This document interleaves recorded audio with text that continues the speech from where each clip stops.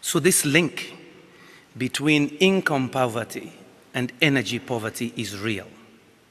It so happens that these people are also the least contributors to global warming, but they will pay the highest price for the comfort you and I enjoy as we emit more carbon. As Dr. Pachauri has observed recently, and I quote, "Energy access is the missing Millennium Development Goal."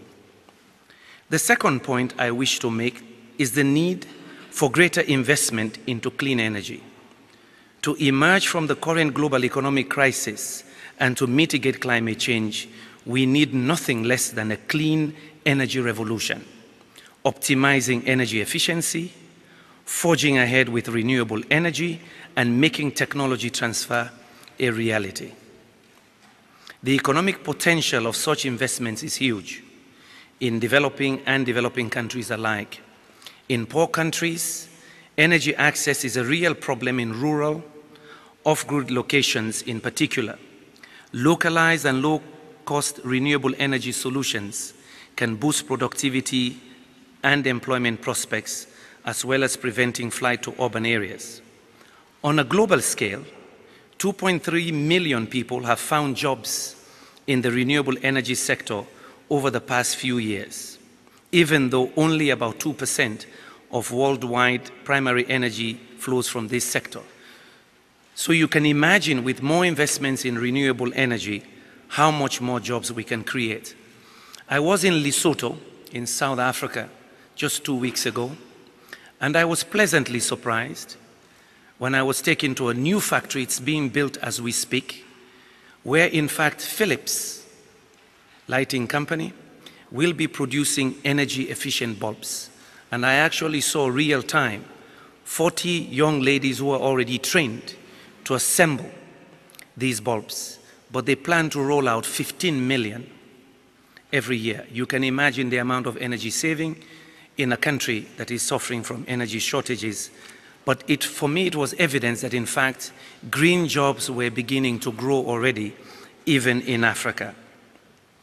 This leads me to my third point, the nexus between energy and climate change.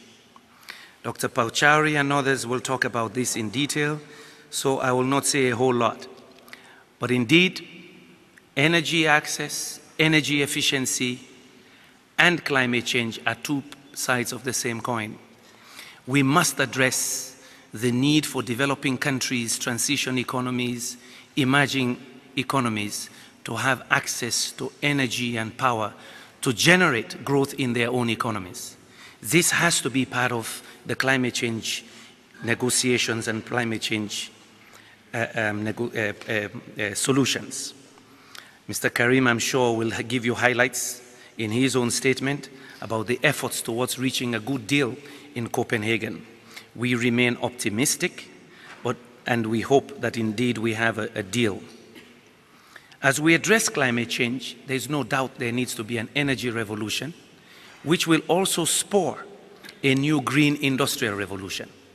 What we ask from the standpoint of UNIDO, that such a revolution must be inclusive, must be inclusive. The first industrial revolution over the past 200 years, we know today, has left some out. Maybe 2 billion people living below $2 a day.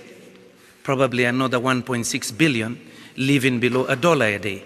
Can this new green revolution be inclusive so more of us are lifted?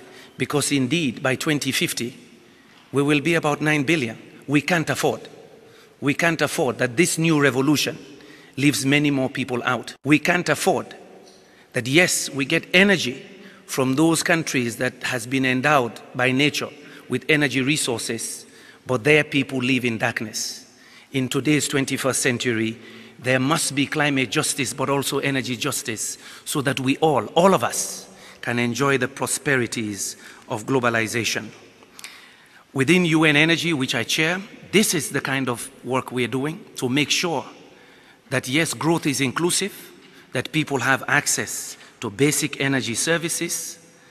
And now the Secretary General just last week launched the Energy Advisory Group, which would include more private sector entities so that we can get new ideas from the private sector as how we can make poorer countries access energy technologies. In this respect, all energy technologies must be on the table. We cannot exclude any energy source, including bioenergy as well. Finally, ladies and gentlemen, you have a full and challenging agenda over the next 3 days, and I do not propose to keep you from it any longer. Let me just do 2 advertisements here. In September this year, we will be hosting the Greening Industry Conference, thanks to the support of the Philippines government.